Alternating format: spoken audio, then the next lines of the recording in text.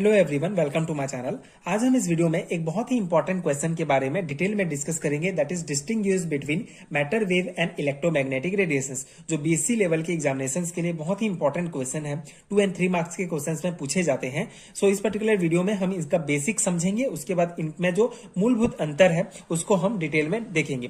तो सबसे पहले matter wave and electromagnetic radiation जो है टोटली एक दूसरे से डिफरेंट होते हैं। कुछ डिफरेंट पॉइंट है, उससे पहले हम जो electromagnetic radiation and matter wave होता क्या है उसको हम देखते हैं। सो इलेक्ट्रोमैग्नेटिक रेडिएशंस क्या होता है? बेसिकली ये जो है एक प्रकार के लाइट का फॉर्म होता है, जो हमको सूर्य से प्रकाश प्राप्त होते हैं, उसका ही एक फॉर्म होता है इलेक्ट्रोमैग्नेटिक रेडिएशंस। तो इस प्रकार से इलेक्ट्रोमैग्नेटिक रेडिएशंस हमको प्राप्त होते हैं।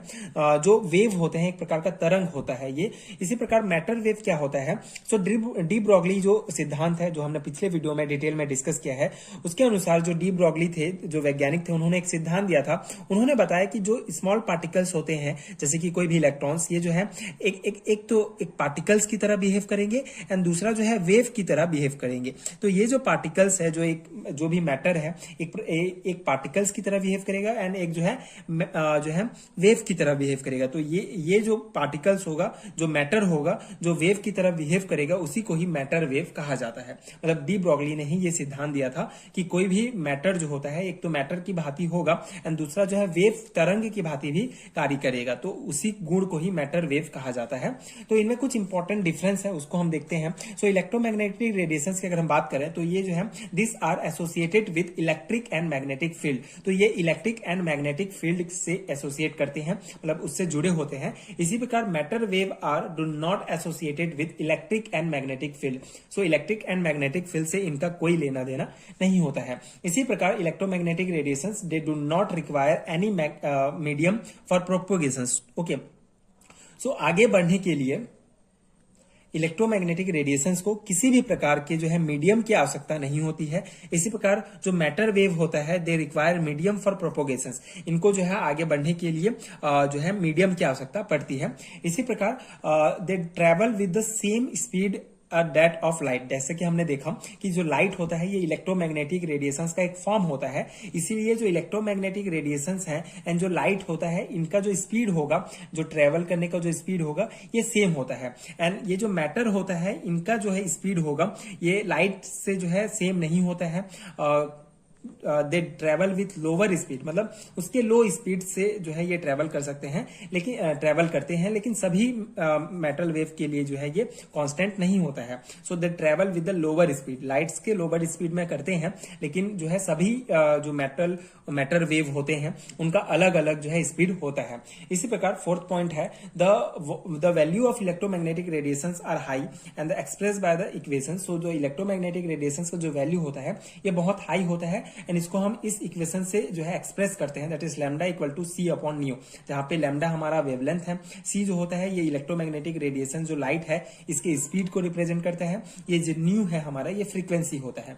इसी प्रकार the value of matter wave are very low and expressed by the de Broglie equations. तो ये जो मैटर वेव का जो वैल्यू होता है ये बहुत लो होता है और ये डी ब्रॉगली इक्वेशन के द्वारा इनको रिप्रेजेंट किया जाता है, इसको एक्सप्रेस किया जाता है मैटर वेव को, that is lambda equal to H upon nu. So H जो है हमारा प्लांक कांस्टेंट है एंड न्यू जो है ये हमारा होता है फ्रीक्वेंसी एंड लैम्डा जो है ये वेवलेंथ। तो इस प्रकार से इसको ये जो है मैटर वेव का इक्वेशन है।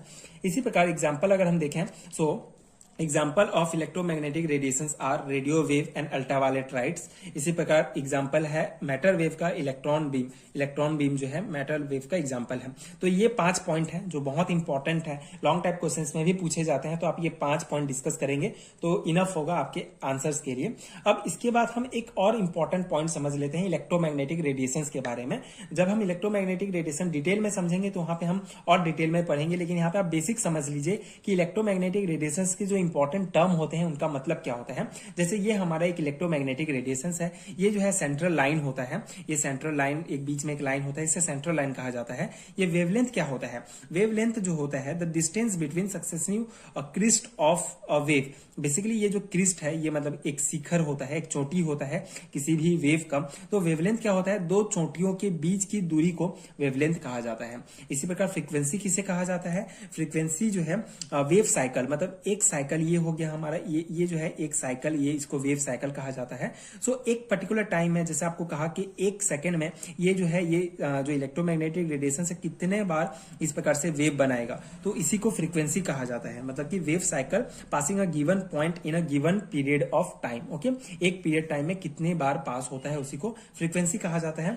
इसी प्रकार एम्पलीट्यूड किसे कहा जाता है, ये आप देखेंगे ये क्रिस्ट है, क्रिस्ट एंड जो ये हमारा जो पॉइंट होता है वेव का जो मिड पॉइंट होगा एंड ये जो क्रिस्ट होगा, दोनों के बीच की जो दूरी होगी, जो लेंथ होगा, उसको एम्पलीट्यूड कहा जाता है। इस क्रिस्ट एंड ये जो ये क्रिस्ट एंड ये जो हमारा मिड जो वेव होगा, मिड पॉइंट होगा वेव का, उसकी जो लंबाई को एम्पलीट्यूड कहा जाता है। तो इस प्रकार से कुछ पॉइंट्स हैं जिसको आपको याद रखना है। वेव नंबर किसे कहा जाता है, ये कितना नंबर, ये इसको एक नंबर काउंट किया जाएगा, इसको दूसरा, तीसरा, इस प्रकार से इसको कितने बार जो है ये हमारा वेव जो है इस प्रकार से जो है शिखर बनाता है एंड नीचे आता है, उसको ही वेव नंबर कहा जाता है। तो ये कुछ पॉइंट्स हैं जो आपको इलेक्ट्रोमैग्नेटिक रेडिएशन से रिलेटेड याद रखने हैं।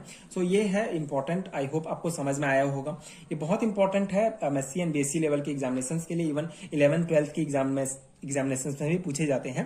सो आई होप आपको समझ में आया होगा एंड ये नोट्स आपके एग्जाम प्रिपरेशन के लिए हेल्पफुल हुए होंगे।